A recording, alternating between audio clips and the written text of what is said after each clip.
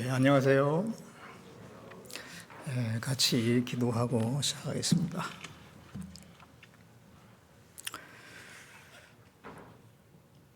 은혜롭고 자비로우신 우리 아버지 하나님, 우리를 죄 가운데서 주님의 그 보배로운 피로 구원해 주셔서 하나님의 자녀로 삼아 주시고 또 우리의 모든 삶 가운데 함께 해 주시고 침 삼킬 동안도 놓치지 아니하시며 인도하시고 보호하시고 지켜주시는 그 은혜에 참으로 감사를 드립니다. 이 마지막 시대에 우리를 구원해 주시고 주님의 그 복음을 위해서 살 수 있는 기회를 주신 것 참으로 감사를 드립니다.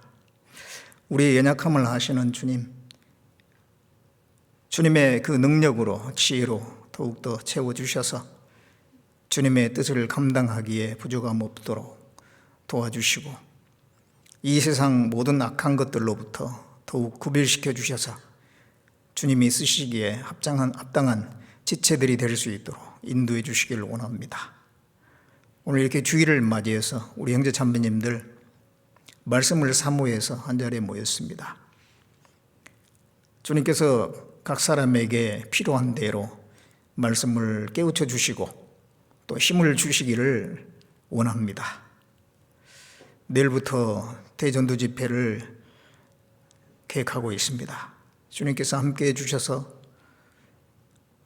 이뤄진 영혼들, 구원받기에 합당한 영혼들 불러 모아주시고 말씀을 듣는 가운데 주님 앞에 굴복이 되므로 또 구원을 받을 수 있도록 역사해 주시고 도와주시길 원합니다.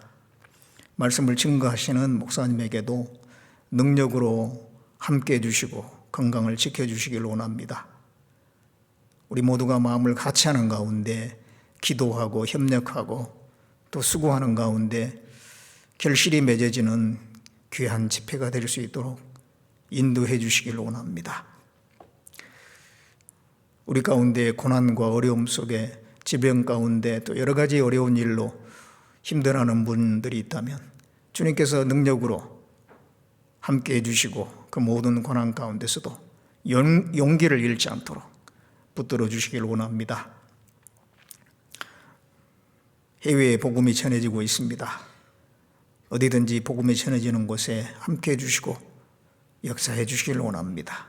이 시간 전해지는 말씀 가운데 주 성령께서 함께 해주시길 원하오며 우리를 구원해 주신 예수님의 이름으로 기도드렸습니다. 아멘. 같이 히브리서 12장을 보겠습니다.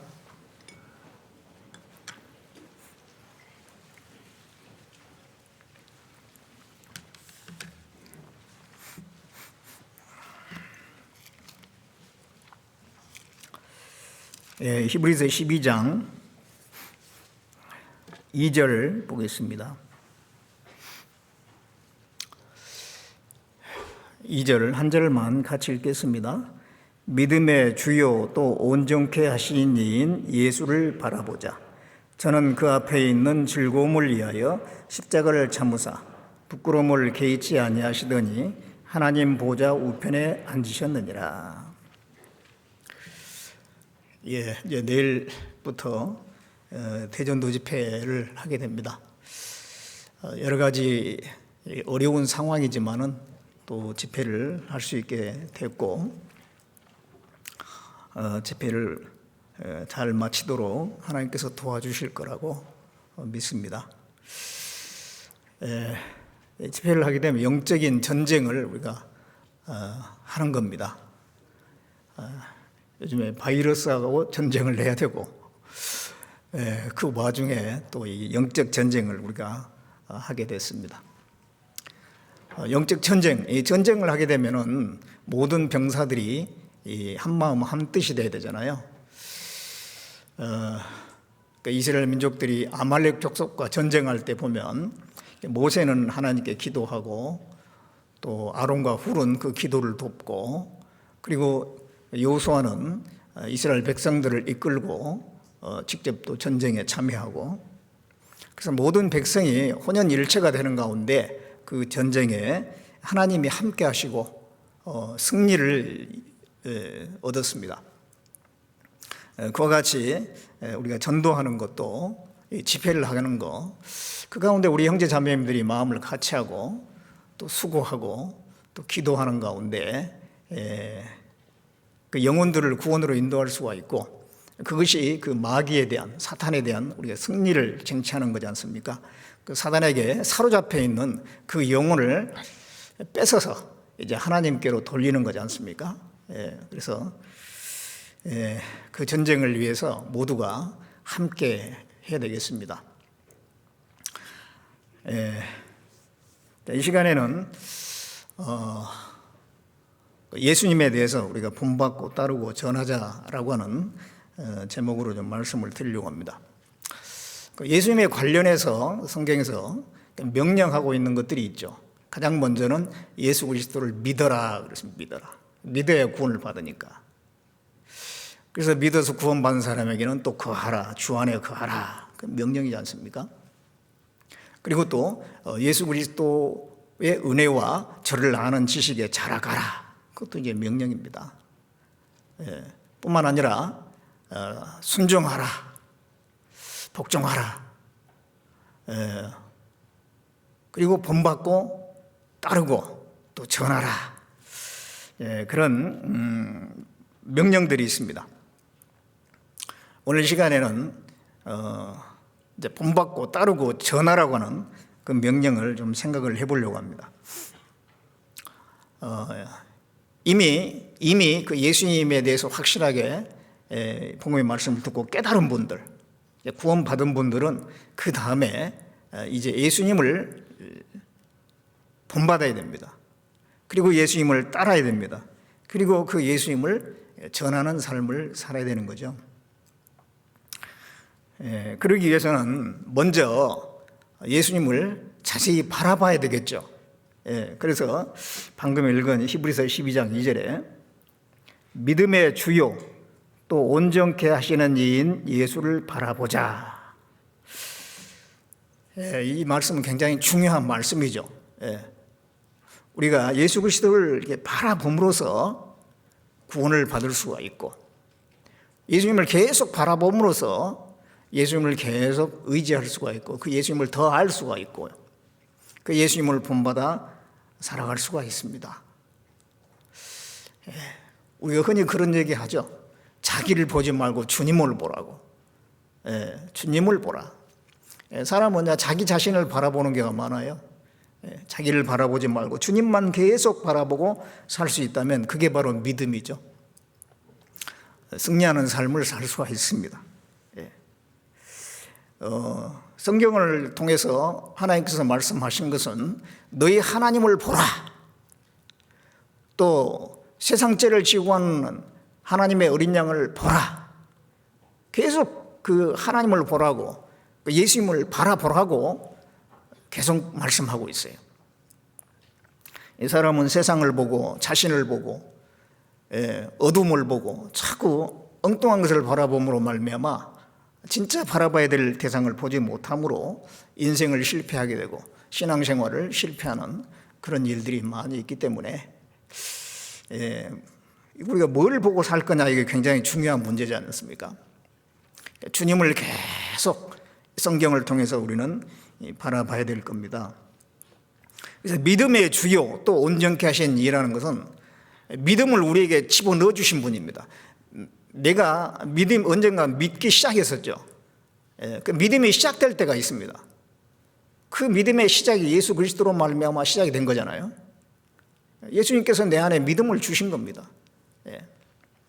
그리고 온전케 하신다라는 것은 그 믿음이 점점 더 온전하게 만들어 가신 분도 주님이에요.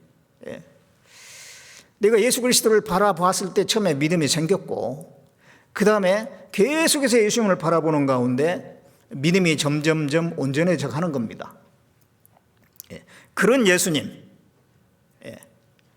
우리의 믿음의 대상이 되신 예수님, 우주 만물을 창조하시고 살아계신 하나님이신 바로 그 예수님, 그 예수님, 우리의 진정한 믿음의 대상이지 않습니까? 그분을 계속 바라보라고 말씀하고 있습니다. 특별히 여기에 저는 그 앞에 있는 즐거움을 위하여 십자가를 참으사 부끄러움을 개의치 아니하시더니 하나님 보좌 우편에 앉으셨느니라.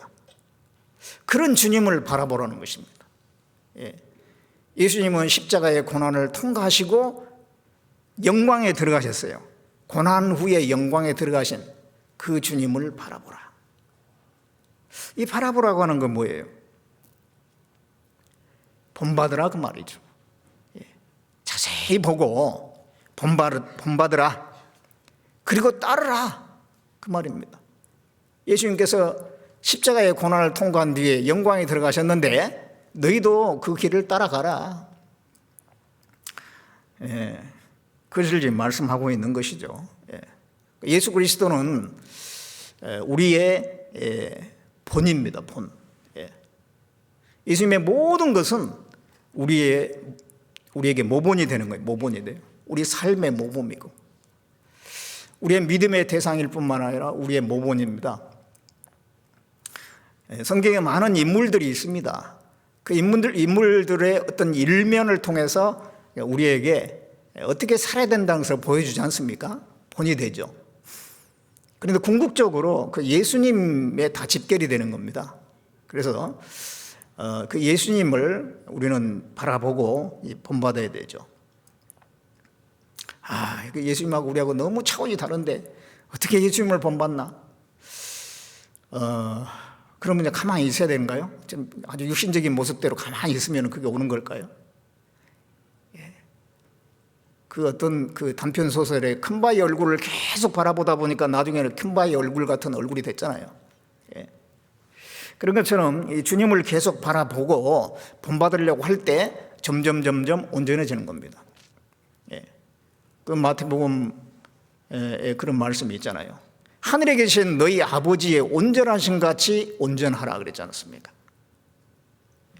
당장 뭐 온전하게 될 수는 없어도 계속 주님을 바라볼 때 점점 주님을 닮아가고 점점 더 나아지는, 인격적으로도 그렇고 모든 면에서 주님을 닮아가는 삶이 될 겁니다. 그래서 이 본받고 따르는 것이 우리 신앙생활입니다. 또 그 예수 그리스도, 우리가 아는 그 예수 그리스도를 전하는 것이 신앙생활이에요. 먼저 이제 우리가 본받아야 되겠습니다. 본받아. 예수 그리스도를 이제 본받아야 되는데 그 전에 본받지 말아야 될 것을 먼저 좀 생각을 해보죠. 본받지 말아야 될 것을 본받는 경우가 있기 때문에, 그럼으로써 문제가 되는 경우가 있기 때문에 본받지 말아야 될 것 먼저 얘기하고 그 다음에 이제 우리가 본받아야 될 것에 대해서 좀 생각을 해보죠. 먼저 본받지 말아야 될 것 어떤 게 있나 하면은 로마서 12장을 보겠습니다.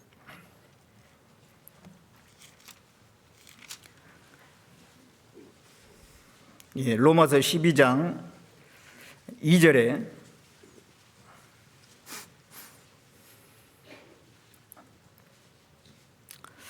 너희는 이 세대를 본받지 말고 오직 마음을 새롭게 함으로 변화를 받아 하나님의 선하시고 기뻐하시고 온전하신 뜻이 무엇인지 분별하도록 하라. 자, 이 말씀 보면 너희는 이 세대를 본받지 말고, 이 세대, 이 세상입니다. 이 세상을 본받지 말라라고 분명하게 말씀을 하고 있죠. 세상도 따르고 주님도 따르고 그럴 수는 없거든요. 왜 이 세상을, 이 세대를 본받지 말라고 했을까요? 이 세상은 이 공중 권세 잡은 자, 이 마귀, 사탄이 역사하는 세상이거든요. 사탄이 역사하는, 사탄의 지배 아래 있어요. 그래서 이 세상은 이 성경의 가르침과 정반대로 계속 가고 있어요. 점점 더 성경의 가르침과 정반대로 이 세상이 가고 있습니다. 그러니까 그거 본받으면 안 되잖아요. 우리가 늘 그거 보고 듣고 하는 가운데 나도 모르게 그거 젖어 들어가는 수가 있어요. 이 세상에. 이 세상은 우상이 가득합니다. 뭐 돌로, 나무로, 쇠붙이로 뭐 만들어가지고 섬기는 경우도 있고요. 그런 거 아니더라도 물질주의 이런 게 우상이에요. 물질주의. 눈에 보이는 것, 그런 게 최고다. 현세주의, 이 세상이 다다. 인본주의, 인간이 중심이다. 하나님, 신에 대한 걸 다 없애버리고,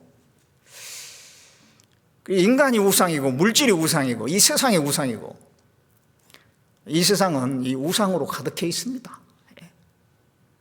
그러니까 그거에게 따라가면 안 되잖아요. 특별히 이제 우리는 이 마지막 시대에 살고 있는데, 이 마지막 시대의 현상은 너무도 이 하나님과 성경과 정반대로 지금 가고 있어요. 그거 본받지 말고 돌아서라고 그렇게 말씀하고 있어요.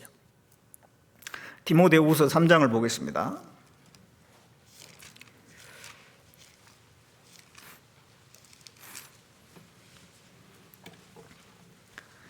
디모데후서 3장 1절부터 보겠습니다. 내가 이것을 알라. 말세에 고통하는 때가 이르리니 사람들은 자기를 사랑하며 돈을 사랑하며 자긍하며 교만하며 회방하며 부모를 거역하며 감사치 아니하며 거룩하지 아니하며 무정하며 온통함을 풀지 아니하며 참소하며 절제하지 못하며 사나우며 선한 것을 좋아하니하며 배반하여 팔며 조급하며 자고하며 쾌락을 사랑하기를 하나님 사랑한 것보다 더하며 경건의 모양은 있으나 경건의 능력은 부인하는 자니 이 같은 자들에게서 내가 돌아서라.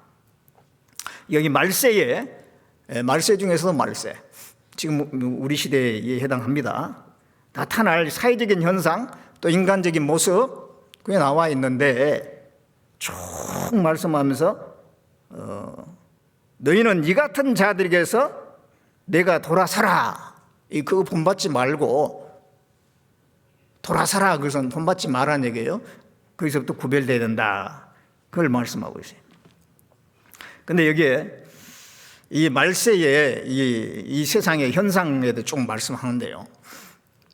한번 생각을 해보죠. 여기에 2절에 보면 사람들은 자기를 사랑하며 그랬어요. 이기적이다 그런 얘기입니다. 하나님의 가르침과 반대예요. 하나님 뭐라고 가르치십니까? 내 이웃을 내 몸같이 사랑하라. 그렇게 가르치시는데 이 말세의 세상은요, 자기를 사랑해. 자기밖에 모른다. 자기 중심적입니다. 남의 사정을 헤아리지 않고 배려하지 않습니다. 그러다 보니까 그 이기적인 마음이 서로 충돌해가지고 갈등과 분쟁을 일으키는 거예요. 요즘에 이제 하나의 그 사례로서 이 층간소음 문제 같은 거 있잖아요. 위에 사는 사람은 아랫집에 사는 사람을 배려를 안 해. 가지고 꽝꽝꽝꽝 하고 다니는 거예요. 아랫집에 사는 사람은 또 위에 있는 사람을 이해를 못 해. 이해를 해줄 수도 있는데 이해도 안 돼. 그러니까 위에서 막 조심하는데도 간혹 이제 들리는 경우가 있잖아요. 그건 또 이해를 해야 되는데 조금 더 이해를 못 해가지고 굉장히 예민하게 나오고 서로 간에 그런 문제가 생기는 경우가 있죠. 그래서 이 상대방의 입장을 생각하지 않은 겁니다. 자기 생각만 하는 거예요. 이기적입니다. 그러다 보니까 충돌이 일어나는 거죠. 이 말세에 사람들은 자기를 사랑하고 돈을 사랑하고 그래요. 돈을 사랑하고. 이 시대 사람들이 얼마나 이 돈에 사로잡혀 있습니까? 돈이 많으면 행복하고 돈이 없으면 불행하다. 그런 생각이에요.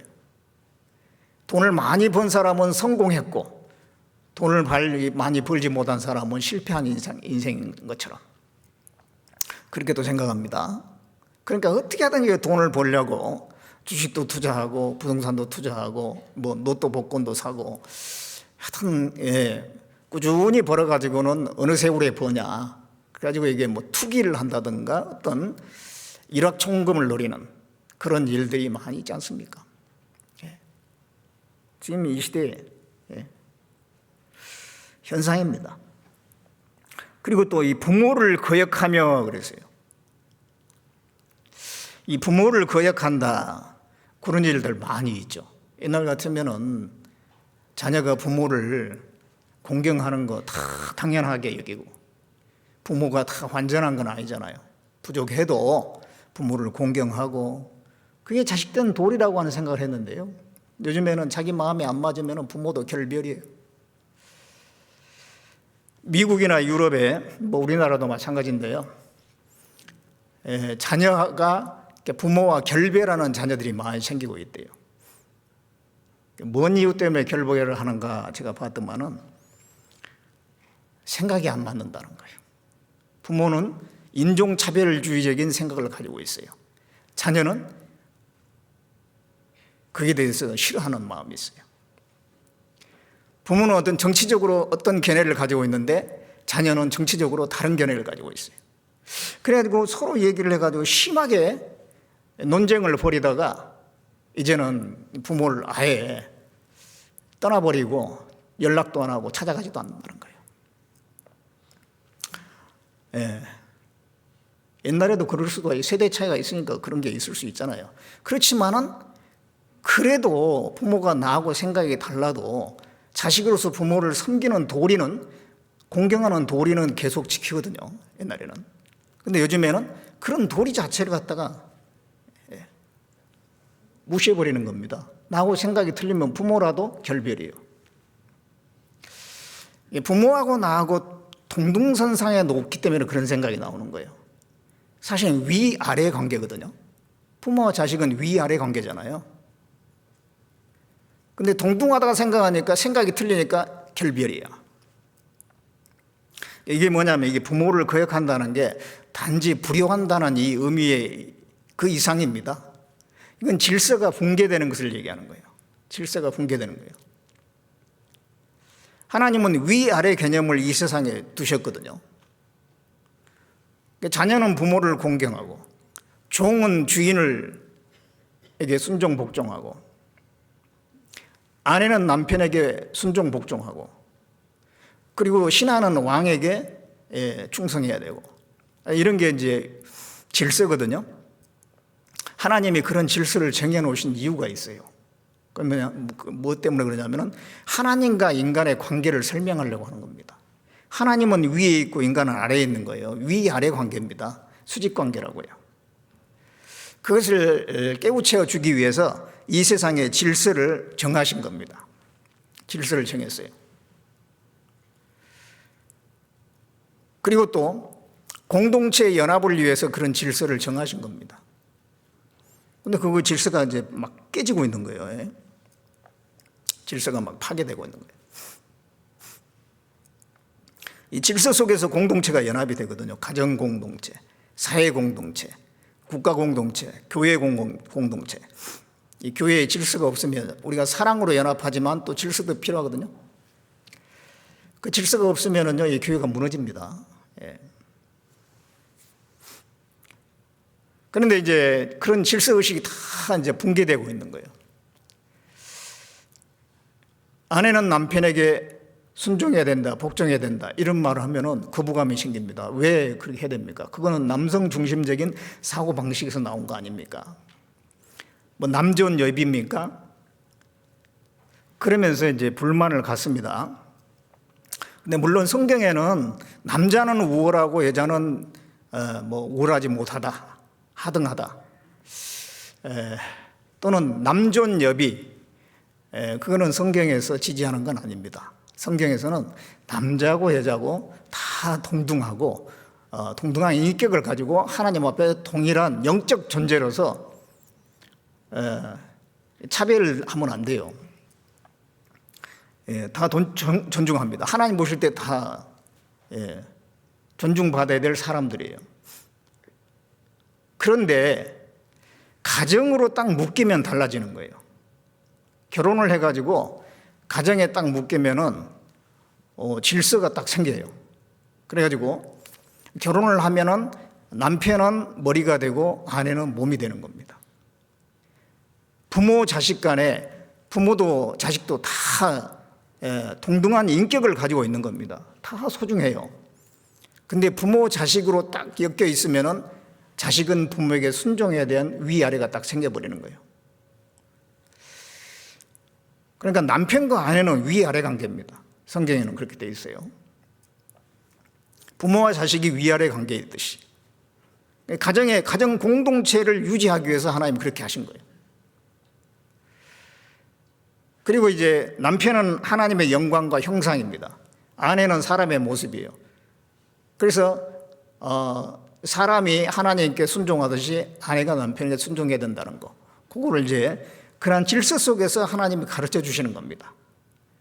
공동체 유지와 하나님과 인간의 질서를 설명하기 위해서 그런 이제 질서를 하나님께서 명하셨어요.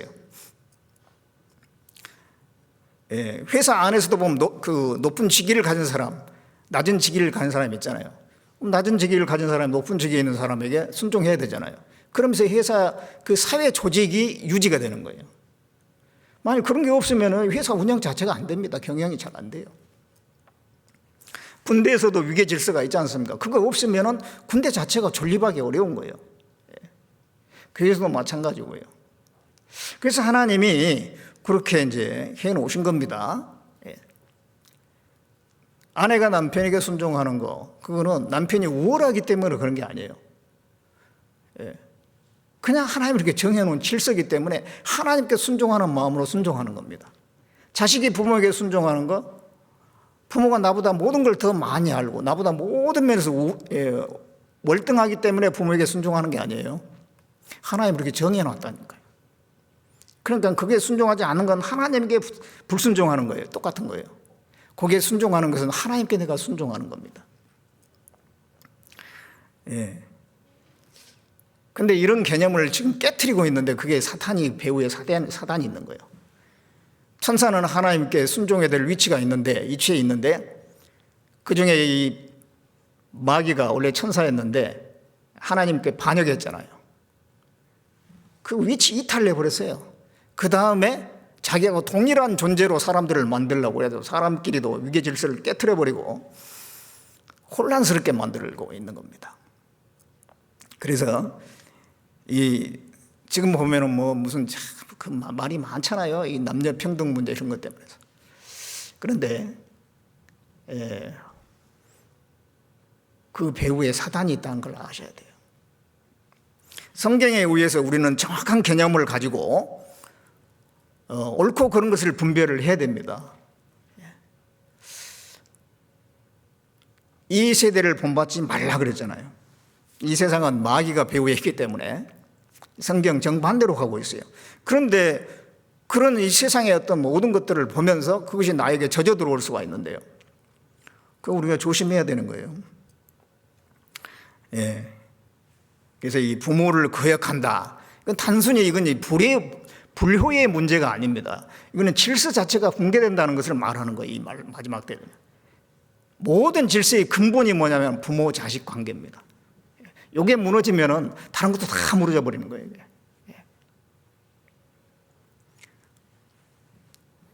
그리고 이제 그 뒤에 또 무정하며 온통함을 풀지 아니하며 참소하며 그랬는데,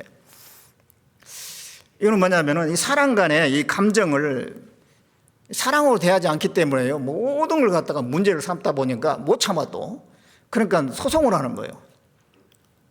그러니까 오늘날 얼마나 소송이 많아졌습니까? 옛날에는 이 평생 살면서 법정 갈 일이 없잖아요. 그냥 다 자기들끼리 해결해.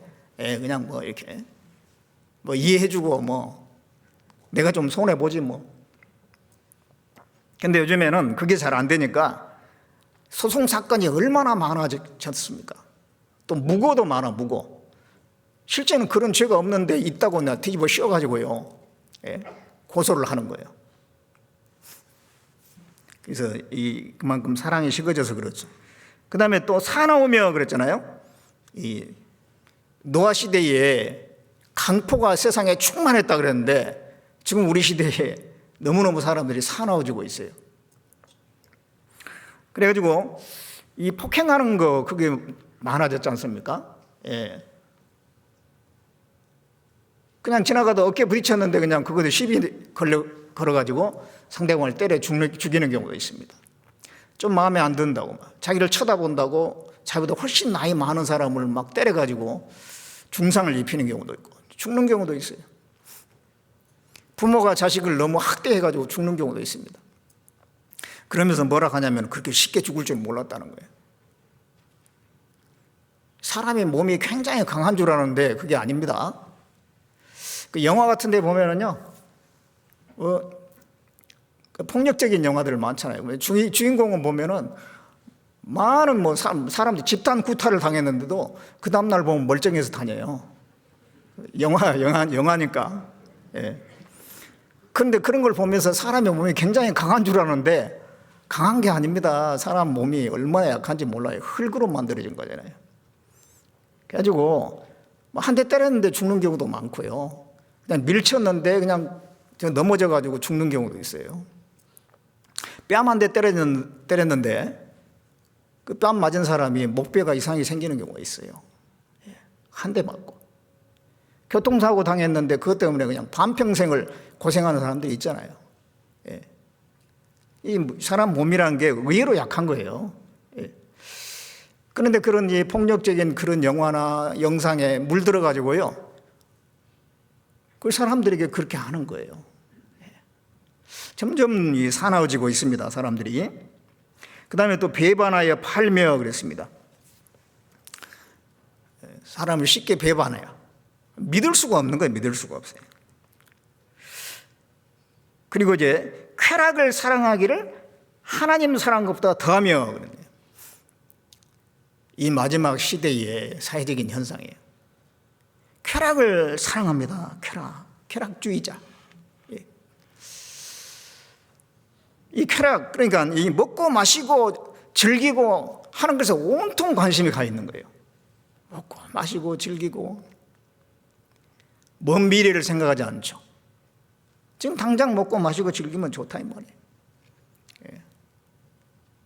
오일을 벌어가지고 이틀을 진탕 마시면서 그냥 즐기고, 앞으로는 이제 더 해가지고 4일 근무제로 바뀔 수도 있을 것 같은데 4일 동안 일해서 벌고 나머지 3일 동안은 이제 즐기고, 먼 미래를 생각하지 않습니다. 그런 경우가 지금 갈수록 많아지고 있어요. 사람들의 젊은 사람들의 생각 속에. 이사야 22장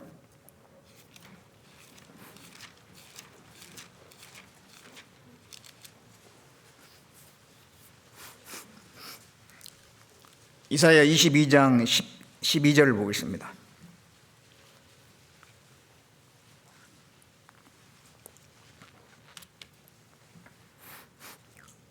그날에 주 만군의 여호와께서 명하사 통곡하며 애호하며 머리털을 뜯으며 굵은 배를 띠라 하셨거늘 너희가 기뻐하며 즐거워하여 소를 잡고 양을 죽여 고기를 먹고 포도주를 마시면서 내일 죽으리니 먹고 마시자 하도다. 만군의 여호와께서 친히 내 귀에 들려 가라사대 진실로 이 죄악은 너희 죽기까지 속하지 못하리라 하셨느니라. 주 만군의 여호와의 말씀이니라. 자, 이 말씀에 보면은 통곡하고 애호하며 머리털을 뜯어라. 이거는 회개하라. 하나님께서 그렇게 하시는데도 특히 우리 시대에 정말 회개해야 되잖아요. 어느 시대보다 죄를 많이 짓고 살기 때문에 구원받고 천국 가야 되는데 그런 것은 관심이 없고 너희가 기뻐하며 즐거워하며 소를 잡고 양을 주고 또 고기를 먹고 포도주를 마시면서 내일 죽으리니 먹고 마시자. 먹고 마시고 즐기고 어차피 죽을 텐데 욜로족이라고 그러잖아요. 욜로족이라고 하는 건 YOLO인데 그게 뭐냐면 You only live once.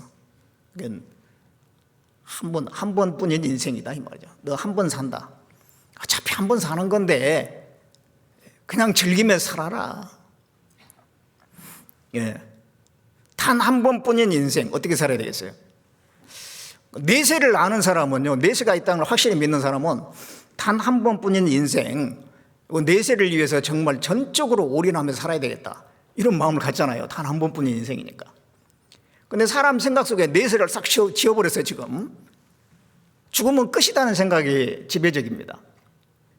그러니까 단 한 번뿐인 인생인데 죽으면 끝인데 즐기자 그런 쪽으로 가는 거예요.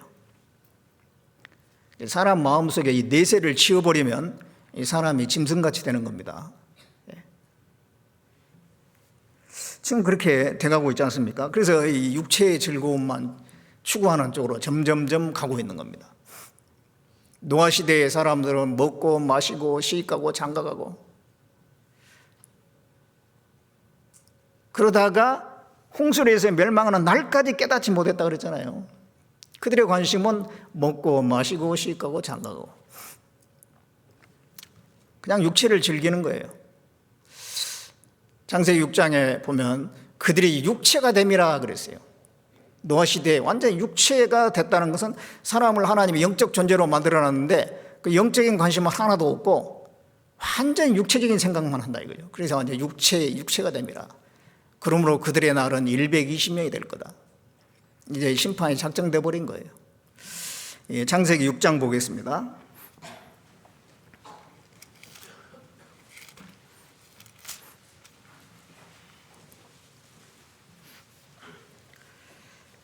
여기 창세기 6장에 1절을 보겠습니다. 사람이 땅 위에 번성하기 시작할 때에 그들에게서 딸들이 나니 하나님의 아들들이 사람의 딸들의 아름다움을 보고 자기들의 좋아하는 모든 자로 아내를 삼는지라. 여호와께서 가라사대 나의 신이 영원히 사람과 함께하지 아니하리니 이는 그들이 육체가 됨이라. 그러나 그들의 날은 120년이 되리라 하시니라.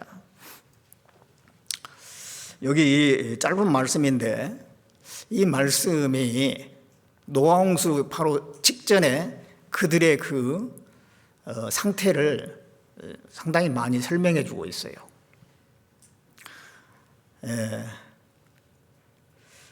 이게 이제 노아홍수 이전에 두 부류의 사람이 있었습니다. 가인의 후손이 있고 셋의 후손이 있었어요. 가인의 후손은 완전히 하나님을 떠나 사는 사람들이에요. 셋의 후손은 하나님 편에 있는 사람들이었거든요. 근데 여기서 지금 말하는 것은 하나님의 아들들이, 그래서 2절에 이 하나님의 아들들이라는 것은 바로 셋의 후손들, 하나님 편에 속한 사람들을 얘기하고 있는 겁니다. 가인의 후손은 뭐 말할 것도 없어요, 지금 이 상태에서는. 그런데 하나님의 아들들조차도, 그러니까 하나님 편에 속한 사람들조차도 이렇게 됐다라고 하는 거예요. 그러니까 이거는 이제 이 당시 모든 사람들이 이 육체 중심으로 돼버린 겁니다. 영적인 생각은 온데간데 없고 노아의 가족 말고는 다 육신에 빠져버린 거예요. 그러니까 여기 이제 보면은 2절에 하나님의 아들들이 사람의 딸들의 아름다움을 보고 자기들의 좋아하는 모든 자로 아내를 삼는다 그랬어요. 여기 하나님의 아들들은 하나님 편에 속한 사람들입니다. 그럼 하나님 편에 속한 사람들이라면은 아내를 취하는데 어떤 생각을 가지고 취해야 되겠어요? 여러 가지 생각을 해야 되죠. 아내를 삼다 그랬으니까 결혼을 한다 그러면은 그 사람이 믿음이 있는지, 그리고 또 얼마나 그 가치관은 어떤 가치관을 가지고 있는가, 그리고 이제 어떤 그 사람의 어떤 인격이나 또 여러 가지를 볼 거 아니에요. 그 여러 가지를 봐가지고 그 외모도 뭐 보겠지만은 외모만 보고 결혼하는 거 아니잖아요. 이 결혼의 대상이라는 거는 평생 같이 살 사람이니까 믿음을 가장 먼저 볼 것이고, 그 외에도 그 사람의 가치관이나 지금 우리 같으면 뭐 신앙생활을 하는 모습이나 또 여러 가지 그런 걸 보겠죠. 그 사람이 어떤 생각을 가지고 있는가, 인격적인 거, 그런 걸 이제 다양하게 이제 보면서 그 아내로 취할 거 아니에요. 근데 여기서는 그런 걸 싹 무시해버리고 하나님의 아들들이 사람의 딸들이라는 것은 이거는 이제 그 가인의 후손을 얘기합니다. 하나님과 상관없이 사는 사람들이에요. 근데 그런 사람들의 딱 한 가지 아름다움을 보고 아내로 취하는 거예요. 아름다움만 보는 거예요. 아름다움만, 외모만 딱 보는 거예요. 그러니까 이 당시에 이제 사람들의 가치관을 알 수가 있죠. 그 사람의 신앙이나 그 사람의 인격이나 이런 걸 보지 않는다는 거예요. 오로지 그 아름다움, 그것만 보고 자기들이 좋아하는 대로 이제 아내를 취한다 그랬어요. 이게 이제 간단한 말씀 같은데 그 당시에 사람들의 생각을 얘기하는 거예요. 예. 외모만 보는 거예요. 외모만. 그리고 이제 자기들이 좋아하는 모든 자로 아내를 삼는다 그랬어요. 아내는 한 사람만 취해야 되잖아요. 그런데 외모가 괜찮으면 또 다른 사람을 취하고 또 다른 사람을 취하고, 이거는 이제 불륜 이런 거는 아주 상식적인 것이 됐다 이 말이에요. 예. 자기들이 좋아하는 모든 자. 그 사람이 이미 결혼한 사람일지라도 자기 마음에 들면은 자기가 볼 때 얼굴이 예쁘고 뭐 외모가 괜찮으면 취한다는 거예요. 이미 유부녀인데도 자기가 좋아하는 모든 자로 아내를 삼아요. 이게 굉장히 혼란스러워. 이게 이제 다른 사람이 아니라 하나님의 아들들이 그런다는 거예요. 예. 그러니까 하나님께서 나의 신이 영원히 사람과 함께 하지 않을 거다. 그들이 육체가 되어버렸다라고 말하는 거예요. 예. 지금 우리 시대에 한번 보세요. 겉모습만 그렇게 중요하게 생각하는 거예요. 겉모습만. 그 사람의 내면을 별로 생각하지 않습니다. 그 겉모습만 너무 그 귀하게 생각하고 그 중요하게 생각하는 거냐. 이게 속는 거예요, 이게. 죄송합니다만 이 겉모습이라는 게 뭐예요? 피부와 해골에 좋아합니다. 별다른 거 없어요. 예. 이 겉모습이 별다른 거 없습니다. 그 사람 해골 모양하고 이 피부 모양이 어떻게 잘 조화되다 보니까 그런 모양이 나온 것 뿐이에요. 예. 그 겉모양이 그 사람 전체를 설명하는 게 아니라고요. 이 사람의 딸들은 그러면 또 어떻겠어요? 그 아름다움을 보고 남자들이 자기를 취하기 때문에 어떻게든지 아름답게만 만들어 보려고 할 거 아니야. 또 좋은 사람 만나기 위해서 아름답게만 꾸미려고 또 할 거 아니야. 지금 우리 시대에 그렇지 않습니까? 어떻게든지 예쁘게 만들어 보려고 막 돈 들여가지고 고치기도 하고 막 여러 가지 그렇게 막 하잖아요. 예. 가면 갈수록 더 심해질 겁니다. 예. 그래서 이 노아 시대의 이 멸망 직전에 사람들의 생각이 그랬다는 거예요. 우리 시대가 그렇습니다. 우리 시대가. 예. 그래서 너희는 이 같은 자들에게서 돌아서라. 그 본받지 말라는 거예요. 우리는 달라야 된다 이 말입니다. 예. 그래서 우리가 그런 것들에게 본받으면 안 돼요. 예. 그리고 또 열왕기하 24장을 보겠습니다. 열왕기하 24장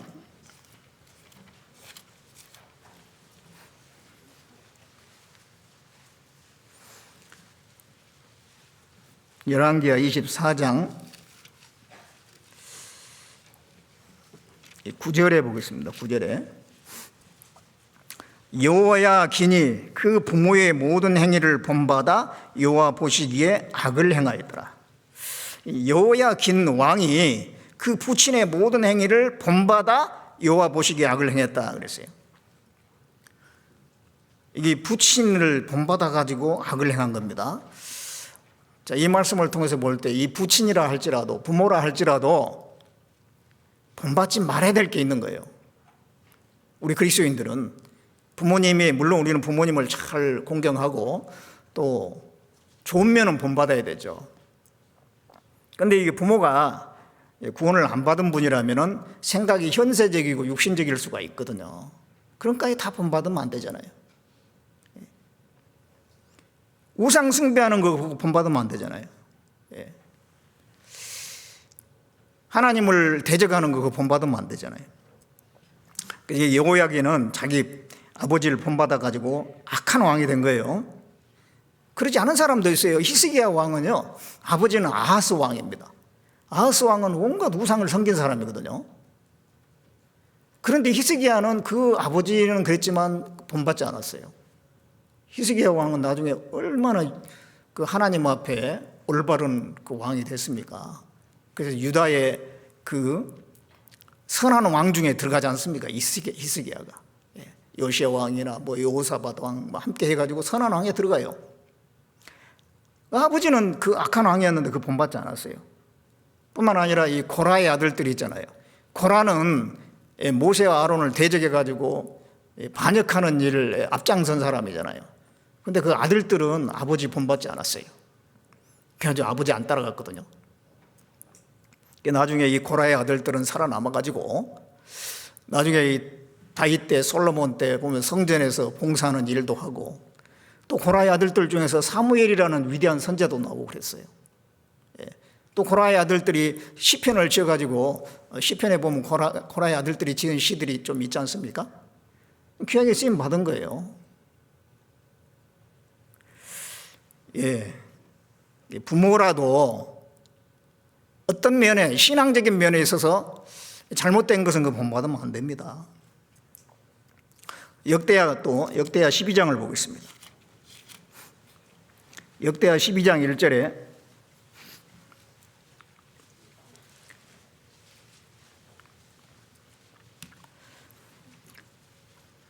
르호보암이 나라가 견고하고 세력이 강함에 여호와의 율법을 버리니 온 이스라엘이 본받은지라. 르호보암이 왕인데 왕이 율법을 버리니까 온 이스라엘이 또 본받았다 그랬어요. 왕이라도 하나님과 정반대편으로 가면 본받으면 안 되잖아요. 왕이라도 유명한 사람이라고 다 따라가면 안 되고, 요즘에는 그러잖아요. 유명한 사람이 어떤 옷을 입으면 그 옷이 또 다 유행하잖아요. 유명한 사람의 헤어스타일이 유행하지 않습니까? 그런 거 따라갈 필요 없죠. 우리 그리스도인들은 유명한 사람이라 할지라도 왕이라도 잘못된 건 본받으면 안 돼요. 잠언 또 보겠습니다. 잠언 22장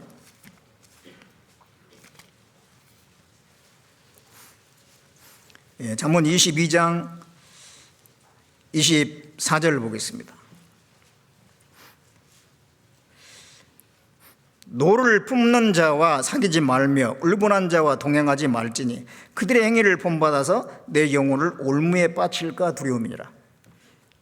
노를 품는 자, 울분한 자, 동행하지 말라. 그 행위를 본받을 수가 있다. 울분이 있는 사람, 뭐 불만이 있는 사람들이 있잖아요. 그런 사람들에게 본받으면 안 됩니다. 이 교회 안에서도요, 뭔가 불만이 있는 사람이 있고 울분이 뭔가 있는 사람이 있어요. 그러면 이제 그런 분하고 같이 있다 보면 자기도 물들어요. 그게 사실은 그게 그분이 알고 있는 게 올바른 정보가 아닌데도 그게 그런가 보다 하고 또 받아들여 가지고요, 색안경을 끼게 되면은 괜히 혼자만 손해 보는 거예요. 그게. 또 이제 믿음이 연약한 분들은 또 자기하고 비슷한 그런 생각을 가지고 있는 사람을 또 찾고 또 만나면 또 대화가 잘 돼요. 그래가지고 그걸 본받는 경우가 있어요. 서로 간에 본받아. 그래가지고 더 앞으로 나가지 않으려고 하는 경우가 있는데 그건 정말 손해보는 겁니다. 울분한 자 이런 사람하고 동행하고 본받고 그러지 말고, 정말 믿음이 올바르고 올바른 생각을 가지고 사는 그리스도인들이 있거든요. 그런 분들하고 가까이 하려고 해야 되죠. 그래서 배우려고 해야 됩니다. 그래서 본받지 말아야 될 것들이 있고 우리가 본받아야 될 것이 있어요. 본받아야 될 것은 바로 그 믿음의 선진들, 올바로 사는 사람들, 그런 사람들을 본받으려고 해야 되죠. 빌립보서 3장을 보겠습니다.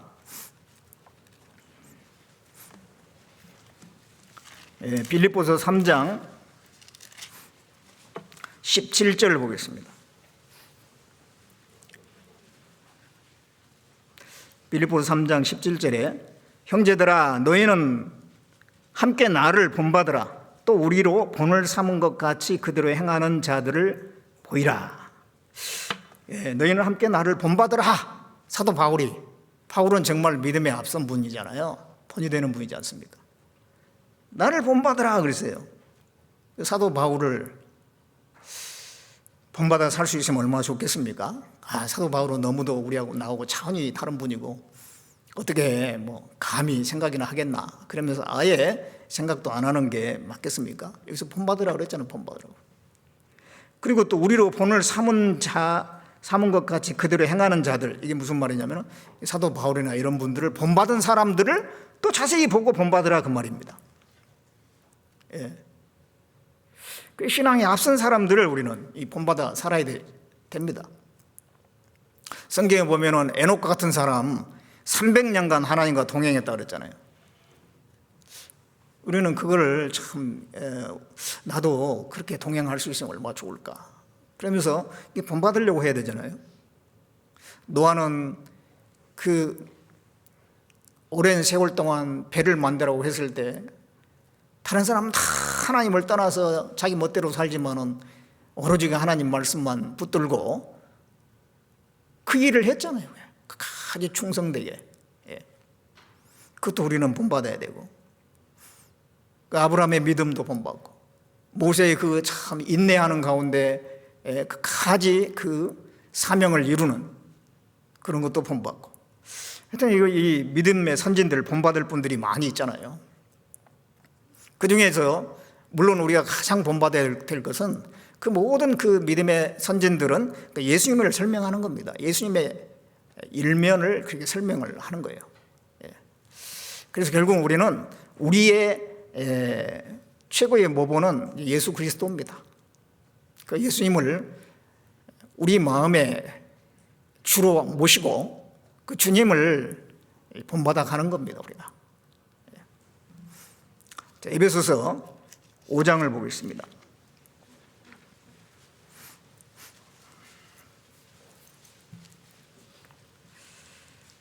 에베소서 5장 1절 2절에 그러므로 사랑을 입은 자녀같이 너희는 하나님을 본받는 자가 되고 그리스도께서 너희를 사랑하신 같이 너희도 사랑 가운데서 행하라.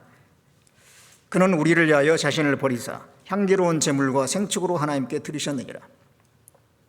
자, 이 말씀 보면 너희는 하나님을 본받는 자가 되고 그랬잖아요. 하나님을 본받으라 그랬어요. 근데 하나님 좀 막연하잖아요. 그 하나님이 인간의 몸을 입고 오신 분이 예수님이거든요. 그래서 하나님을 본받으라, 그것은 예수님을 본받으라 그 말이에요. 예수님을 본받으라.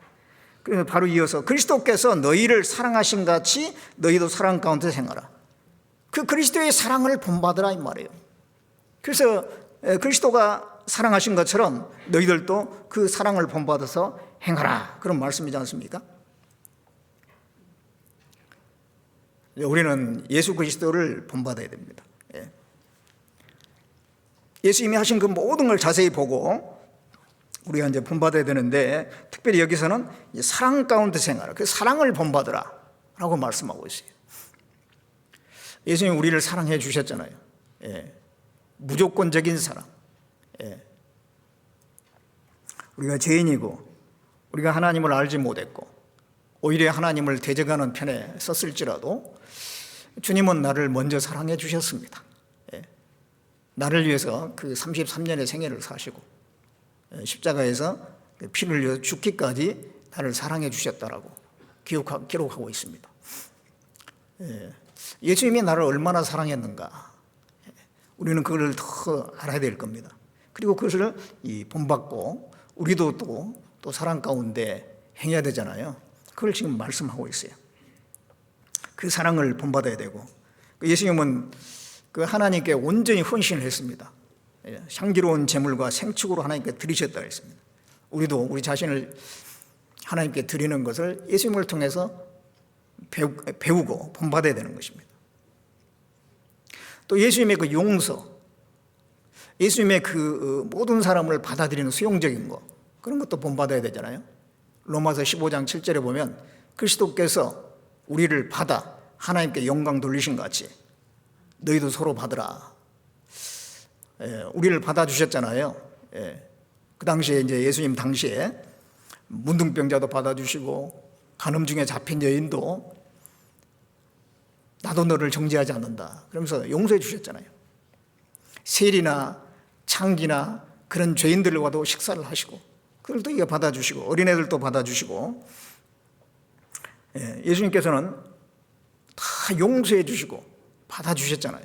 심지어 십자가에서 이게 달려있을 때 그 자기를 못 박았던 권병들, 또 밑에서 조롱하고 있는 그 종교가들, 그런 사람의 죄까지도 다 이렇게 지셨잖아요. 그러면서 저희들을 사해 주시옵소서. 자기들이 하는 것을 알지 못하나이다. 그 주님의 용서를 우리는 본받아야 될 겁니다.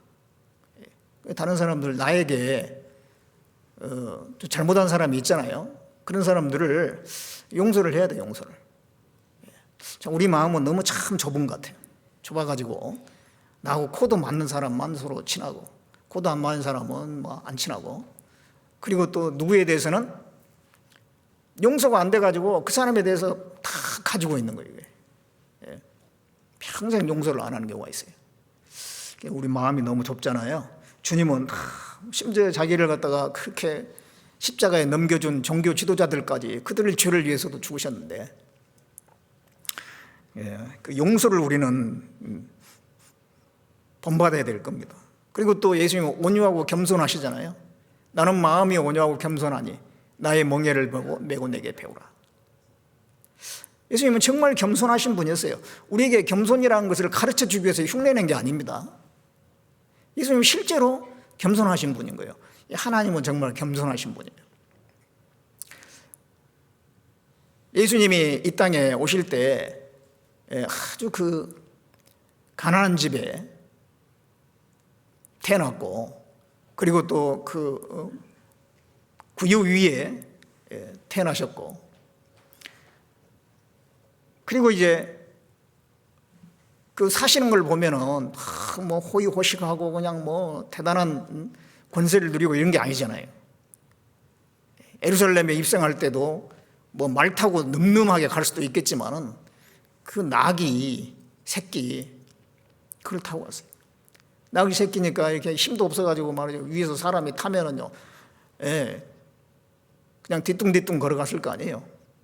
어떻게 보면 정말 우스꽝스러운 모습인데, 예수님은 그렇게 해가지고 예루살렘에 입성하셨잖아요. 우리는 어때요? 어떻게든지 자기를 좀 과시해보고 자기 스펙을 좀 쌓아가지고 사람들 앞에 좀 돋보이려고 애를 쓰지 않습니까? 남이 조금이라도 나를 갖다 무시하는 듯한 내 자존심을 갖다가 구기는 그런 말을 하면 그거 못 참아하고 못 견뎌하고 그러는데, 주님을 우리가 한번 생각해 보세요. 주님은 스스로 자기를 이렇게 낮추신 거예요. 스스로. 나중에 제자들의 발도 다 씻겨주시고 그렇게 하지 않습니까? 그 주님의 그 겸손을 우리는 배우려고 해야 돼요. 이 사람이 참 이렇게 교만해지기가 너무 쉬운 것 같아요. 어떤 한 가지에 대해서 좀 많이 알면 교만해집니다. 한 가지 일을 오래 하다 보면은요, 거기에 대해서 자기가 나름대로 다 이제 견해가 생기고요, 자기 나름대로 주장이 생기거든요. 기술자의 무슨 건조라는 그런 말도 있잖아요. 그 오랜 시간 동안 터득한 그 기술에 대해서 자부심이 있는 거예요, 자기가. 그 자부심이 곧 교만으로 연결될 수가 있어요. 다른 사람 말을 안 들어요, 이제. 말도 안 들어. 우리가 참 그럴 수가 있어요. 그래서 참 우리 자신을 계속 이렇게 낮추는 것을 주님을 보면서 배워야 되거든요. 배워야 돼요. 예수님에게 순종하시고 복종하신 거, 하나님 말씀에 절대적으로 순종 복종하셨잖아요. 그것도 배워야 되고, 주님의 그 열심도 배워야 되고, 밤이 맞도록 기도하시고, 또 이스라엘 여러 지역을 갖다가 두루두루 다니면서 전도하셨잖아요. 계속 하나님의 일을 하셨습니다. 그러한 주님의 그 열심도 우리는 배워야 되고요.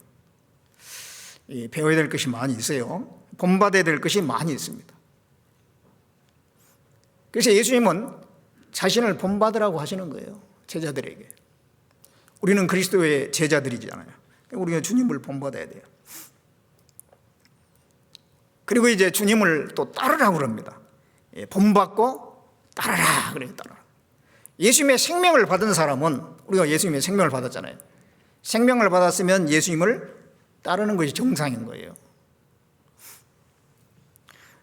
이 어떤 아이가 바닷가에서요, 새알, 여러 개의 새알을 이제 주워 가지고 왔어요. 그래가지고 자기 이제 헛간에다가 이렇게 따뜻하게 해가지고요. 나중에 그 새들이 부화가 됐어요. 부화가 돼가 딱 보니까 그 소녀가 자기들을 보고 있거든. 그래가지고 이제 그 새들이요, 저게 우리 엄마인가 보다 해가지고 그다음부터는 그 소녀를 따라다니더라고. 계속 따라다녀요. 막 가는 데만 따라다니더라니까. 그러니까 그 새는요, 딱 부화하면은 제일 먼저 본 것을 자기 엄마로 착각한대요. 자기 엄마로 생각하는 거예요.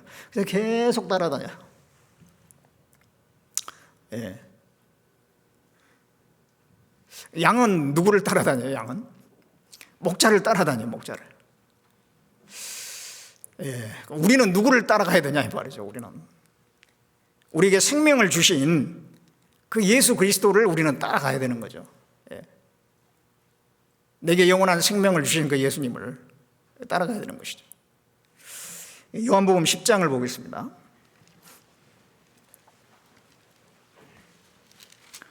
요한복음 10장 27절입니다.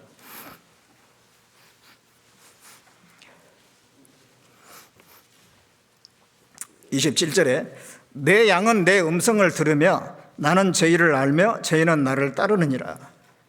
내 양은 내 음성을 들으며 나는 저희를 알고 저희는 나를 따른다 그랬습니다.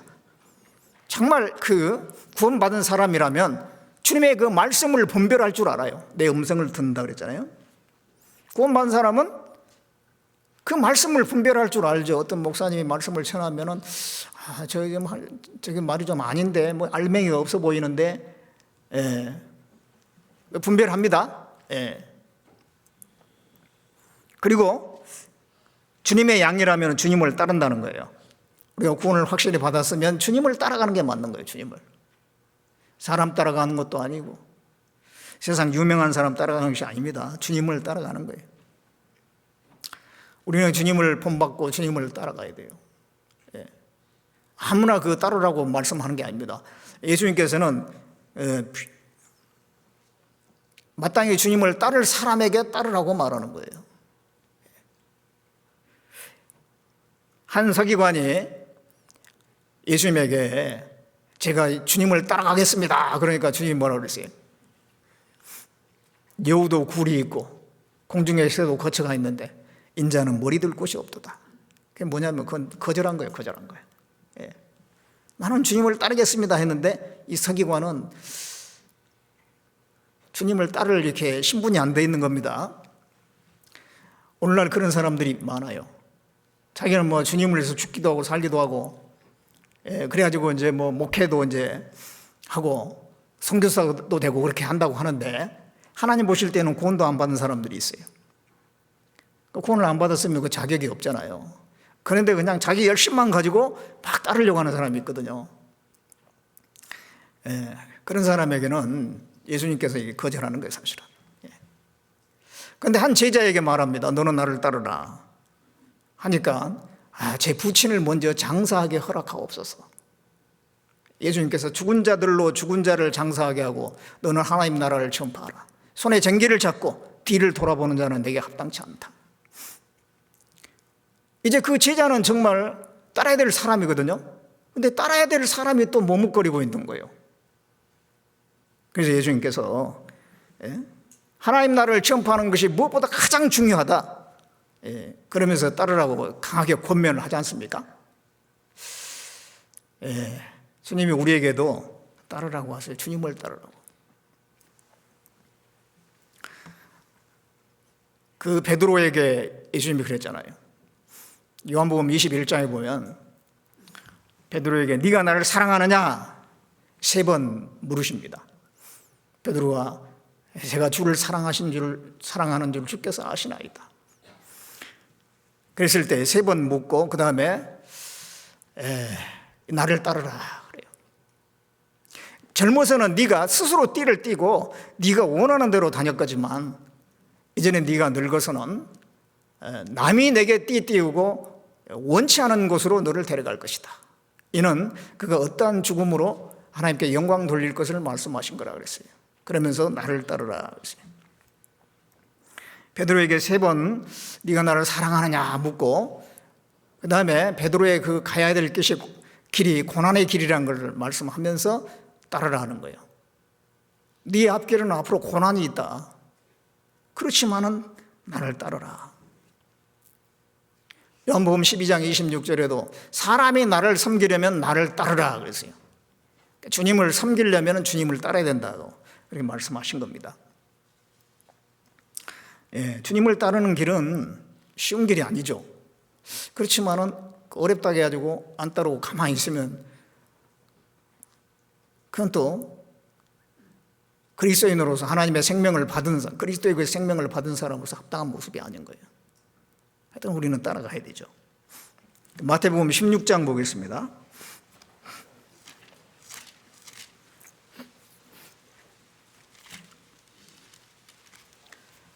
16장 24절.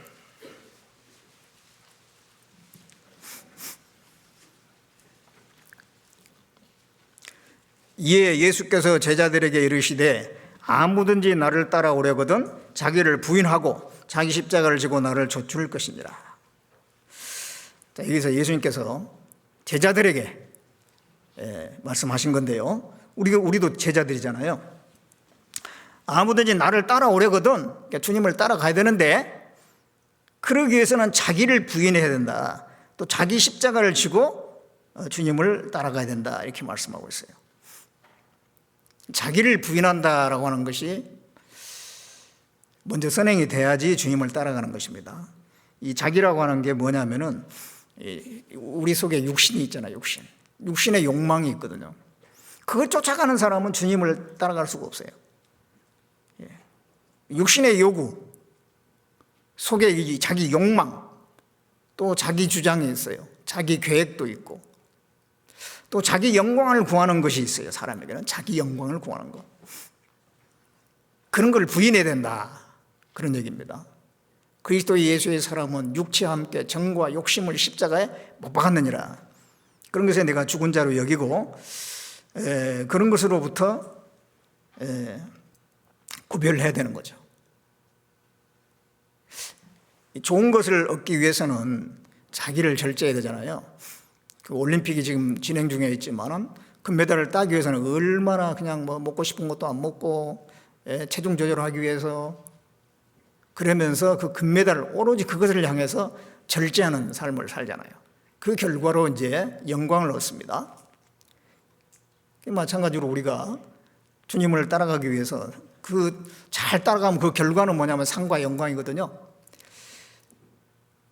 그 과정 속에서 자기를 부인해야 된다는 거예요. 자기를. 이 속에서는 끊임없이 이게 올라오는 게 있어요. 끊임없이 요구를 하는 거예요. 이게. 육체가 있는 동안에는 육체는 계속 뭔가를 요구를 해요. 그럴 때 우리가 그것을 다, 육체가 원하는 데를 다 들어준다면 결국은 주님을 따라가는 것은 실패를 하게 됩니다. 그래서 그걸 부인을 해야 된다. 부인한다고 하는 것이 자기의 십자가에 죽는 거예요. 육체와 함께 정과 욕심을 십자가에 못 박았느니라. 죄에 대해서 죽은 자요 하늘에서 산 자로 여길지라. 자기를 부인한다는 것이 자기를 죽이는 겁니다. 나는 예수님과 함께 십자가에 죽었다. 그리고 이제 나의 몸은 주님을 위해 살아있는 겁니다. 그래서 주님께서 내게 새로 맡겨준 십자가 있어요. 자기 십자가. 그게 이제 주님이 내게 맡겨준 그 일입니다. 그 일을 이제 내가 해야 되는 거죠. 교회 안에서 뭐 어떤 나름대로 일들이 있어요. 또 가정 환경 속에서, 직장에서 여러 가지 내가 정말 견디기 힘든 그런 일들, 힘들다고 해갖고 당장 그냥 내팽개쳐버리고 도망가고 그러면 하나님이 메워준 자기 십자가를 내가 던져버리는 거잖아요. 하나님이 내게 메워준 십자가가 있어요. 그거를 이제 내가 메고 가는 겁니다. 주님은 우리를 구원하는 하기 위해서 십자가에 매달리셨잖아요. 그 십자가를 주님은 지셨던 거예요. 우리도 이제는 주님이 내게 메어준 십자가가 있는데 그게 다 뭐냐면은 다 또 다른 영혼을 건지기 위한 거하고 연관된 거죠. 내가 직장에서 내가 왜 힘들지만은 견뎌야 됩니까? 뭐 한바탕 쏴버리고 나올 수도 있겠죠. 그러면 이제 그것을 본 사람들을 전도하는 것은 끝나는 거예요, 이제. 그러니까는 전도를 위해서 어떻게든지 또 참고 견디고 그러지 않습니까? 가정에서도 마찬가지고 교회 안에서 주어진 어떤 봉사나 그런 것도 결국은 다 영혼을 건지는 것하고 연결되어 있는 겁니다. 예. 또 실제적으로 내가 누구를 전도하는 과정에서 그 십자가를 져야 되는 경우가 있잖아요. 예. 그래서 그러한 십자가를 지고 주님을 따라가는 거예요. 예. 그래서 이 고난의 길입니다. 예. 주님을 따르는 길은 고난의 길이에요. 예. 근데 그 고난의 길을 가라고 말씀하시죠. 베드로전서 2장 21절에 보면 그리스도도 너희를 위하여 고난을 받아서 그 고난의 자취를 따라오게 하려 함이라고 했잖아요. 예. 또 베드로전서 4장 1절에는 그리스도께서 이미 육체의 고난을 받으셨으니 너희도 같은 마음으로 갑옷을 삼으라. 예수님이 육체의 고난을 받으셨는데 주님을 따르려고 하면은 너희들도 같은 고난의 길을 가야 된다 라고 하는 것입니다. 고난 후의 영광이에요. 처음 읽었던 본문 히브리서 12장 2절에 저는 그 앞에 있는 즐거움을 위하여 십자가의 부끄러움을 개의치 아니하시더니 하나님 보좌 우편에 앉으셨느니라. 그러니까 고난 다음에 영광이지 않습니까? 반드시 이 고난이 우리 그리스도인들에게 옵니다. 그것을 그렇다고 해가지고 우리가 힘들다고 그냥 내팽개치면 안 됩니다. 그건 주님을 따라가는 길에 필수적인 거예요. 우리가 주님을 따라간다는 것은 주님과 운명을 같이 하는 겁니다. 운명. 운명을 같이 우리는 주님과 운명을 같이 해야 되잖아요. 운명을 같이 해야 되는 그런 경우가 있습니다. 구약에 보면은요, 요나단이 있어요. 요나단의 그 병기 든 사람 소년인데 운명을 같이 했어요. 요나단이 자 저기 수비대가 있는데 저기 치러 가자. 근데 많은 병사가 같이 가는 게 아니에요. 요나단 한 사람하고 그 병기 든 사람하고 둘이만 가는 거예요. 둘이만. 요나단이 같이 가자고 하니까 그 병기 든 사람이 따르겠습니다. 따라가요. 그 사무엘상 14장을 보겠습니다. 사무엘상 14장.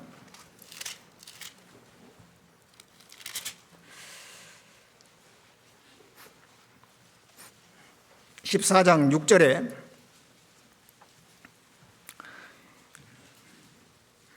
요나단이 자기 병기 든 소년에게 이르되 우리가 이 할례 없는 자들의 부대에게로 건너가자. 여호와께서 우리를 위하여 일하실까 하노라. 여호와의 구원은 사람의 많고 적음에 달리지 아니하였느니라. 병기 든 자가 그에게 이르되 당신의 마음에 있는 대로 다 행하여 앞서 가소서. 내가 당신과 마음을 같이하여 따르리이다. 이 병기 든 자가 이제 어떤 사람이냐면은 이제 그 직속 부하죠, 이렇게 거의 손발 역할을 하는 사람을 얘기합니다. 그러니까 요나단이 있으면 요나단의 병기를 들고 다니는 거잖아요. 그러니까 이 손발 역할을 하는 아주 몸종과 같은 그런 사람이에요. 그러니까 그 주인하고 혼연일체가 돼야 되잖아요. 같이 죽고 같이 살고 하던 동고동락입니다. 그래서 이제 요나단이 그 병기 든 사람 그 소년에게 저기 부대가 있는데 그게 이제 전진 수비대거든요. 거기에 가자. 딱 두 사람이에요. 요나단하고 병기 든 자. 근데 거기는 많은 병사가 있거든요. 근데 가자는 거예요. 그랬을 때 이 병기 든 자는 내가 죽겠구나 그런 생각을 했겠죠. 그렇지만은 뒤로 물러가지 않았어요. 그래서 당신의 마음에 있는 대로 다 행하여 앞서 가소서. 내가 당신과 마음을 같이하여 따르리이다. 당신과 내가 함께 하겠습니다.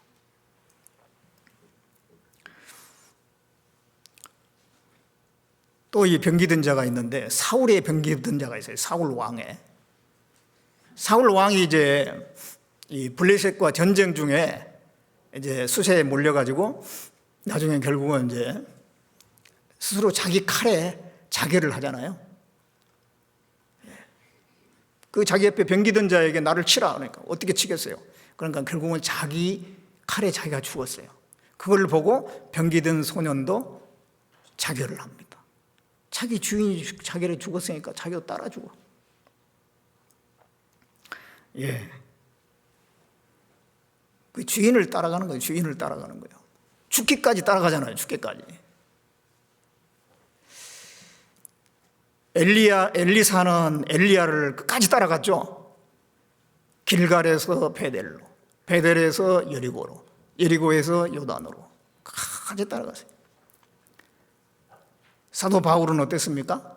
예수님이 십자가에 죽으셨는데 사도 바울은 목 잘려 죽기까지 따라갔잖아요. 목 잘려 죽었어요. 마지막에는 목 잘려 죽었어요. 베드로는 어떻습니까? 마지막에 거꾸로 십자가에 못 박혀 죽었어요. 그러니까 주님과 운명을 같이 한 거거든요. 주님과 운명을 같이. 우리가 주님을 따라간다고 하는 것은 이 병기든 자처럼 운명을 같이 하는 겁니다. 주님과 운명을 같이 해요. 갑자기 이렇게 세상이 바뀌어가지고 그리스도인들을 막 박해하는 세상이 오면은 숨을 거예요? 예. 그럼 믿음을 위해서 죽어야 되잖아요. 죽어야 돼. 예. 그게 주님과 운명을 같이 하는 겁니다. 예. 그게 주님을 따라가는 거예요. 히브리서 13장을 보겠습니다.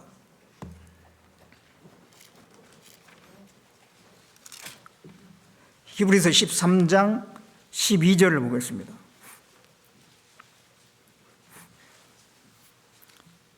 그러므로 예수도 자기 피로써 백성을 거룩해 하려고 성문 밖에서 고난을 받으셨느니라. 그런즉 우리는 그 능욕을 지고 영문 밖으로 그에게 나아가자.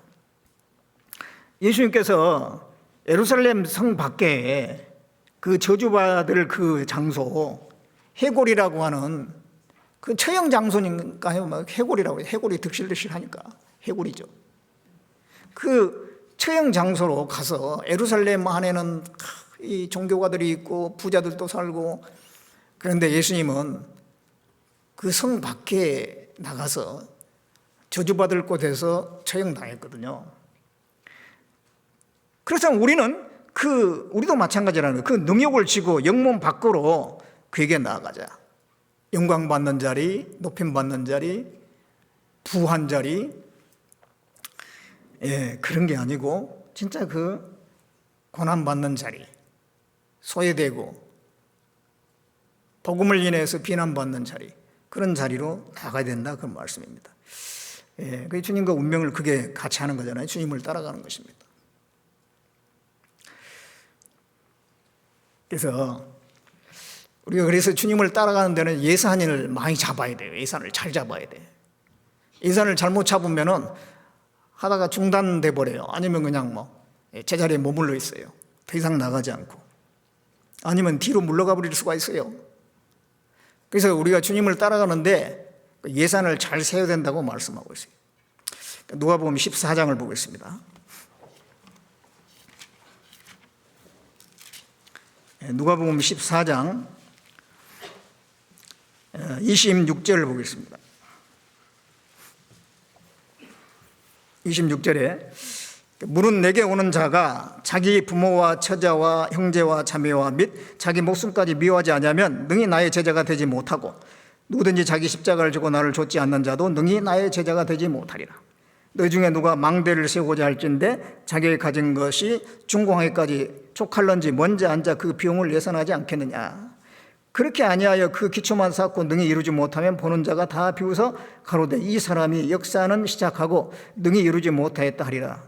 또 어느 임금이 다른 임금과 싸우러 갈 때에 먼저 앉아 1만으로 저 2만을 가지고 오는 자를 대적할 수 있을까 헤아리지 아니하겠느냐. 만일 못할 터이면 제가 아직 멀리 있을 동안에 사신을 보내어 화친을 청할지니라. 이와 같이 너희 중에 누구든지 자기의 모든 소유를 버리지 아니하면 능히 내 제자가 되지 못하리라.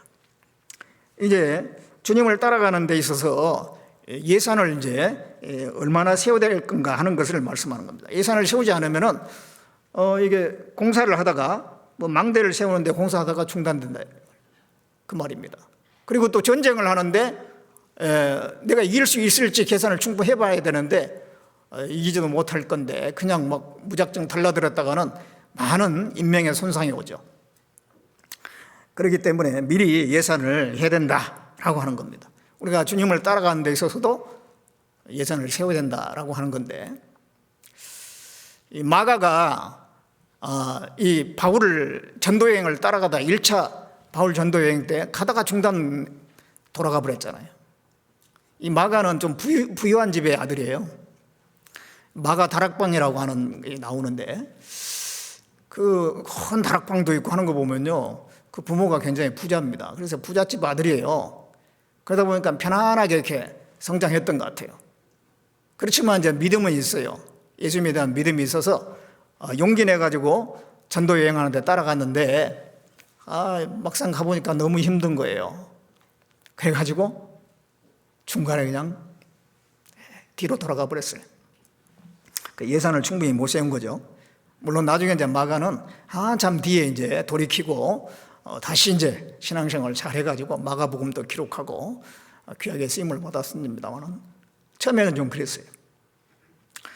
우리가 이제 구원받을 때에 좋잖아요. 감사하잖아요. 그래서 이게 다 좋은 거예요. 말씀 배우는 것도 너무도 신기하고 말씀이 참 하나하나 깨달아지는 게 너무 좋고 교제도 너무 좋고. 그런데 나중에 이제 봉사도 해야 되고 헌금도 해야 되고 뭔가 이제 그런 일이 생기니까 이제 부담이 돼가지고 힘들어지는 경우가 있죠.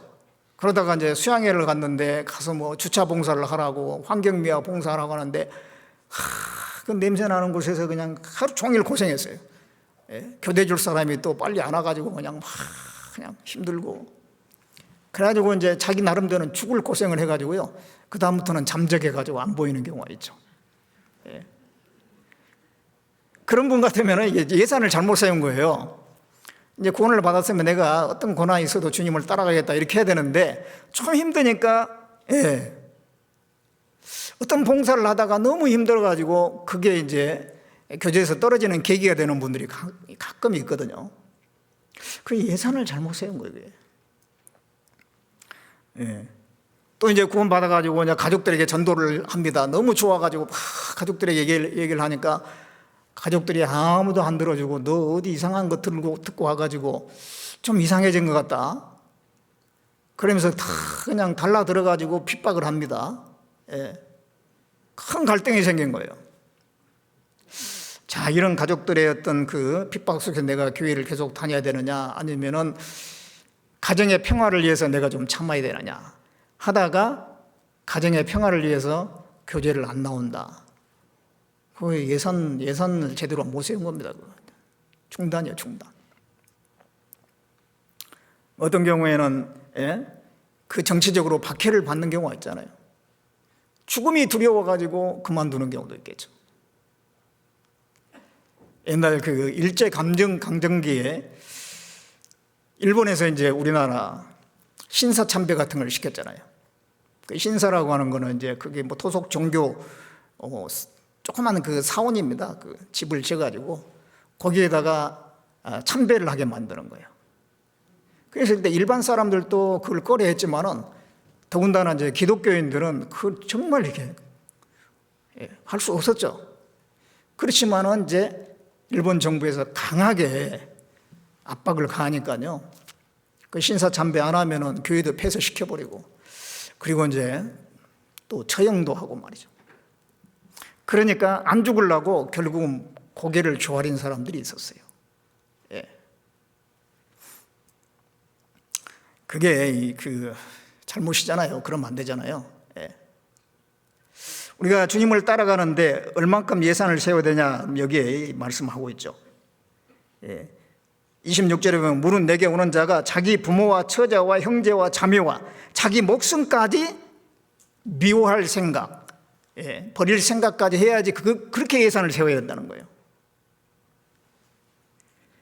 그리고 또 33절에는 이와 같이 너희 중에 누구든지 자기 모든 소유를 버리지 않으면, 자기 모든 소유도 버릴 각오까지 해야지 주님을 따라가는데 어려움이 없다는 얘기입니다. 주님을 따라가기 위해서는 가족도, 자기 목숨도, 자기 모든 소유도 다 희생될 것까지 그것까지 감수할 생각으로 따라가야지 문제가 안 생긴다는 거예요. 예. 그래서 이 주님을 따르는 길은 쉬운 길이 아니잖아요. 그렇지만 주님께서는 주님을 따르라고 말씀하셔요. 그때는 영광이 있습니다. 그 끝에는 영광이 있어요. 그래서 우리는 주님을 본받고 주님을 따라가야 돼요. 예. 그리고 우리는 주님을 전해야 됩니다. 주님을 전해야 돼요. 주님을 전하는 것은 구원을 받은 사람으로서 본능적인 거예요. 아이가 딱 태어나면은 울잖아요. 살아서 태어난 아이는 울게 돼서 다 울어요. 그게 본능이에요.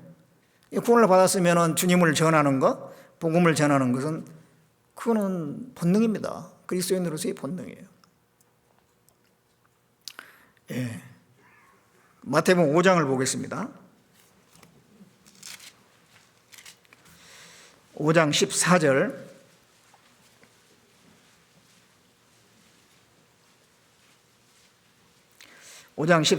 너희는 세상의 빛이라. 산 위에 있는 동리가 숨기지 못할 것이요 사람이 등불을 켜서 말 아래 두지 아니하고 등경 위에 두나니 이러므로 집안 모든 사람이 빛이니라. 이같이 너희 빛을 사람 앞에 비치게 하여 저희로 너희 착한 행실을 보고 하늘에 계신 너희 아버지께 영광을 돌리게 하라. 자, 여기 너희는 세상의 빛이라. 이거는, 이 말씀은 우리의 신분을 정확하게 얘기해 주는 그런 말씀입니다. 우리는 빛을 받았고 이제 그 빛을 사람들에게 비춰야 되는 사람입니다. 달이 있으면은, 햇빛을 받으면은, 밤에 되면은 달이 꼭 이 지구상에 받은 빛을 그대로 반사를 해주잖아요. 햇빛 받은 만큼 그대로 지구에 반사를 해주거든요. 예, 네, 우리 교회는 달과 같다 그랬잖아요. 교회 안에 있는 우리 형제자매님들은 다 그 달과 같은 역할을 해야 돼요. 너희는 세상의 빛이라. 우리의 신분이 뭐라고 하는 걸 분명하게 해주는 말씀입니다. 산 위에 있는 동네가 숨기지 못할 것이요. 산 위에 있는 동네는 숨길 수가 없죠. 그냥 저 높이 있으니까 다 드러나게 돼 있어요. 그런 것처럼 이 복음의 말씀, 예수님에 대해서 증거하는 것은 지극히 당연한 것이다. 증거 안 하는 거는 그걸 가리는 거예요. 산 위에 있는 동네를 안 보이게 하려면요, 넓은 뭘로 그냥 가리든지 그래야 되잖아요. 그렇지 않고서는 다 보이게 돼 있어요, 그게. 그런데 사람은 마땅히 그 빛이 드러나야 되는데 왜 가려져 있느냐? 예. 말 아래 두기 때문에, 이 등불을 말 아래 두기 때문에 그런다라고 이렇게 나오잖아요. 말이 뭐냐면 대보다 큰 그릇입니다. 그 곡식을 담는 겁니다. 먹고 사는 문제에 다 가려져 있기 때문에 그렇다, 그런 얘기예요. 한번 생각을 해보셔야 돼요. 이 먹고 사는 문제, 어떤 일을 해가지고 돈은 많이 버는데 과연 내 신앙생활 상태는 어떠는가?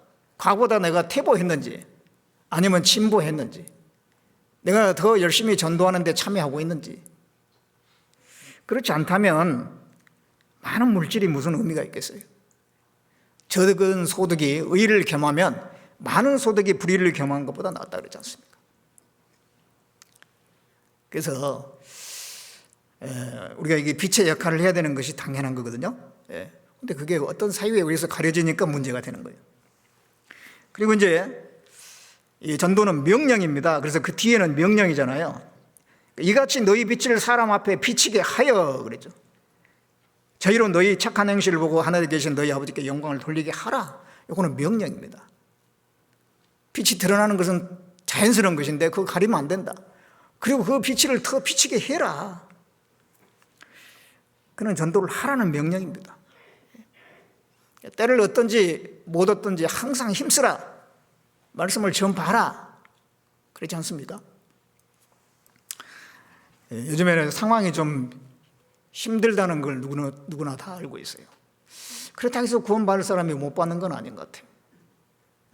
우리가 용기를 가지고 전하다 보면 또 구원받을 사람은 받거든요. 그 전도서 11장 4절에 보면은 풍세를 살피는 자는 파종하지 않을 것이요 그랬어요. 바람을 너무 보고 있으면은요 씨를 안 뿌려. 바람이 많이 부는 것 같네. 그 실 다음에 뿌리지. 또 바람이 불어요. 다음에 뿌리지. 뭐 언제 뿌릴 거예요? 풍세를 너무 살펴보고 있으면은 씨를 뿌려야 되는데, 말씀에 씨를 뿌려야 되는데 그걸 안 뿌린다는 거예요.